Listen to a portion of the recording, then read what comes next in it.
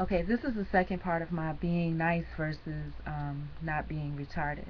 So, like I said, the first thing, few different instances, but the ones that I mentioned briefly was that, um, me talking about my personal business, on the phone or whatever, and sure everybody could hear, but it doesn't matter to me. But then, I mean, I'm not trying to allow everybody to hear it. I'm not trying to be loud, but I have to have this conversation. I have to have it in my home, So I mean, it is what it is. And me, the contemplation of, if this person is sitting outside waiting, like, are they waiting because they're trying to show some neighborly, which they weren't, because when they came back they didn't say anything about that. But to show neighborly kindness or concern, or was he being a creeper, or is he like relatives or friends with the landlord and the guy next that used to live next door, and maybe they think because I've been here a lot lately that maybe I have some shit, whatever. But I don't have anything. Everything that I have was given to me free from a dollar store, or I simply made some shit, or I mean, I don't have anything of value. You know what I'm saying? And I remember what made creep me out about the guy next door was because I rearranged a little bit, and so I wouldn't be doing everything from the bed, which is just crazy. So I kind of set up here, and I remember I was sitting here, and the covering that's on my door, it had a little gap, and I heard the person come out, and I can see out. You know what I'm saying? Kind of a little bit. And he actually turned around and looked like he was peeping through the thing, and he noticed this little piece of crap that I got sitting here, And I'm just like, so I don't know what all of their relationships is, and I really don't care. I like it when you don't pay no attention to me and I don't pay no attention to you, you know.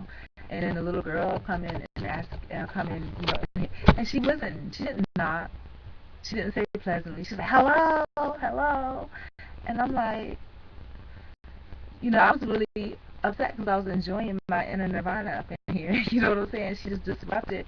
And in order for her to do that, she has to open the door to the front, the little lobby area, you know? And I'm just like, that's just so invasive and so rude, you know? I don't have any kids, so nobody here has no kids. Keep that over there somewhere. I don't want to be bothered. And, of course, then I'm curious, like, why are these people, did her parents send her over here? Who does this child belong to? What do they want? Do they want to borrow some sugar? I don't have anything for anybody. When it comes to me just being in the house, I don't have anything for anybody. I just don't want to be bothered. So then, um, so then I'm just like, okay, let me see what's up, because I want to at least see the face behind whoever this is so that I know who to watch out for. So I go to take my shower, and I needed to water the plants, I needed to take out the garbage, and check on the little AC thing or whatever. So I did that, and so the girl comes out, and I'm immediately, and people have told me before that, because somebody wanted to recommend me, because I was back when I wasn't so jaded, to but when the legal situation first happened, and I told them, there's no way that they're gonna allow me to do that, but to be like a counselor for a group home or something. And I was excited about that. And one lady, she was just like, those girls are gonna run all over you. They're gonna tell you exactly what you want to hear. And I admit, because the last place I lived, the little boy was 5 years old. He manipulated the heck out of me. Because I'm too kind. My heart is too kind. I'm a little jaded, but I'm still a kind person. So I walk outside with her plants, and she was like, "Hey, have you seen my dad?" And when I was in the shower, I heard like something slam, so I don't know if she came and did some huffing and puffing over here. And I was like, "No, I haven't seen you." I was like, "Who? Which one?" Because I didn't know who she was talking about. Is she talking about the landlord? Is she talking about the guy next door? So I said her name, and she was just like, "Yeah." And I'm not sure if that's the real name or not. She just agreed with me, because the kids are smarter than me. I'm an idiot. So she was just like, "Yeah," and I was like, "No, I haven't been outside all day." And this, what I should have said was, look, was that you?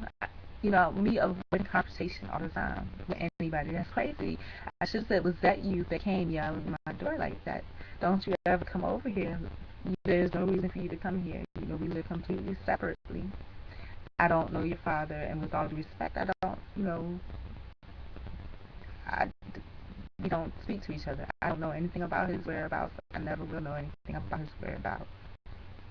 You know, but then, you know, would I be wrong? But I gotta stand up for myself. I have to. You know, all these years I haven't. Even with that legal case, I didn't. You know, I didn't. I fought back the appeal, but I didn't even keep on it. Because while the appeal thing was going on, I was getting beat up constantly in the shelters. You know what I'm saying? Mentally, physically. So it's just, you know, and I haven't fought back all this time. Not even to stand up for myself and speak my mind. I've asked, but when I didn't get it, and that's the same thing that happened in court. The guy on the jury, the reason he said he didn't want to serve was because he was just like, I'm a pussy cat, and the other lawyer was a tiger. And he was like, you do come back. And back then, I was even stronger. So that shows you how weak I am now. But he was like, you don't even come back. You know, she'll say something, and you'll, I don't even know the words anymore, and you'll, you know, go against it, you know, like once or twice. But you say something, she'll hit you with 10 different things. It's like I didn't fight hard enough. So the concern that I have, I guess, is that I thought about all that, and then I thought, well, you know, that girl, obviously, she knows that I don't like her, you know, talk to her father or her family like that. You know what I'm saying? There's no way for her, reason for her to come ask me. Why would she ask me? I'm not even outside. You know what I'm saying? Have you seen me today? You know what I mean?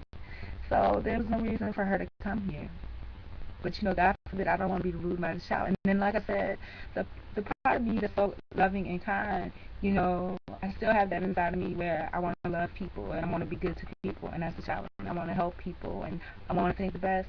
But if you look back at it, you know, common sense versus idealism versus reality. That's my ideal of how I want things to be. But the reality is, when I look back on my life and all the people that I tried to help and things that I've tried to do, was any of it ever appreciated? Was any of it really validated by someone that appreciated it? No. It was used. People wanted to either be close to me because, and I look a lot different now than I did then, wanted to get close to me because they thought I was different. They thought I was exotic. They just wanted to be around me. Or, you know, they just didn't have anything to do and they were bored, you know? So, even my own family. So, it's just, you know, the truth of the matter could be, you know, being that I've been here a lot lately, you know, it could be a few different things. Maybe, you know, they think that I have stuff because I'm very private. Maybe you're planning to rob me. You know what I'm saying? And which I really don't have anything of value, but just the fact that you're really robbing me of peace is what you're doing. You're stealing my time, you know, things that I have set up in my home, you know,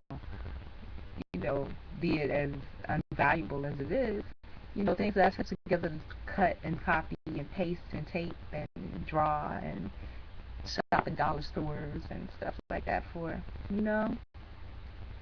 So, you know, I don't need that. You know, I don't need that.